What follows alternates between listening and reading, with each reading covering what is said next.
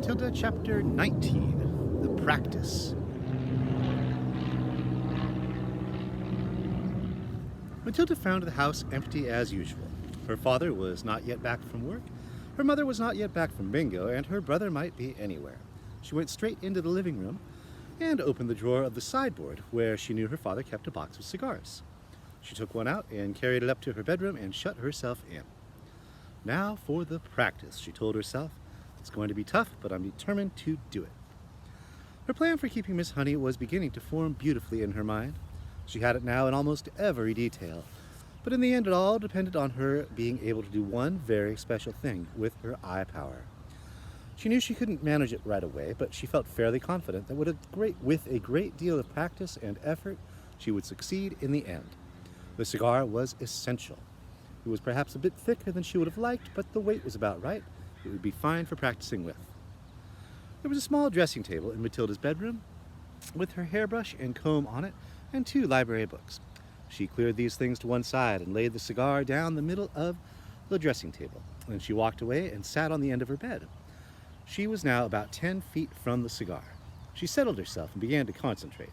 And very quickly this time she felt the electricity beginning to flow inside her head, gathering itself behind the eyes. And the eyes became hot, and millions of tiny, invisible hands began pushing out like sparks toward the cigar. "Move," she whispered, and to her intense surprise, almost at once the cigar, with its little red and gold paper band around its middle, rolled away across the top of the dressing table and fell onto the carpet. Matilda had enjoyed that. It was lovely doing it. It had felt as though sparks were going round and round inside her head and flashing out of her eyes. It had given her a sense of power that was almost ethereal. And how quick it had been this time, how simple.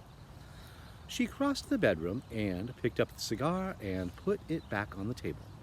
Now for the difficult one, she thought. But if I have the power to push, then surely I have the power to lift. It is vital that I learn how to lift it.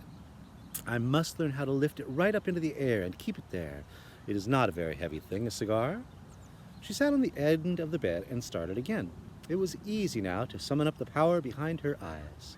It was like pushing a trigger in the brain. "Lift," she whispered. "Lift, lift." At first, the cigar started to roll away, but then, with Matilda concentrating fiercely, one end of it slowly lifted up about an inch off the tabletop. With a colossal effort, she managed to hold it there for about 10 seconds. Then it fell back again. "Phew," she gasped. "I'm getting it. I'm starting to do it."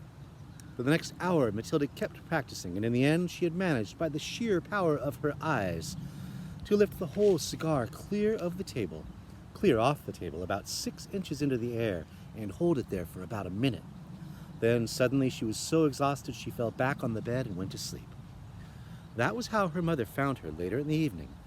"What's the matter with you?" her mother asked, waking her up. "Are you ill?"